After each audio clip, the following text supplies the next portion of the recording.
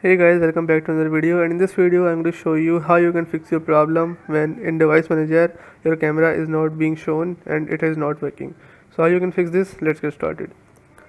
First, open start menu and then type camera. Here you'll see camera. Just click on this app settings button of the camera and then make sure you allow all the app permissions it is asking for.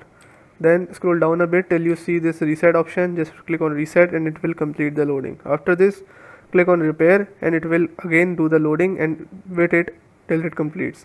After this, restart your PC and hopefully your problem solves. If your problem still occurs, so make sure to comment down below so we can bring a detailed guide on this video. Alright, that's it for today's tutorial. I really hope this video helped you solve your problem or learn something new about your PC. My goal on this channel is to make everything about computers simple and easy, whether it's fixing errors, downloading software or any game, boosting performance of any Windows or any game, or understanding new tools. If this video was helpful in any way, don't forget to hit the like button because it really motivates me to keep bringing you more useful content.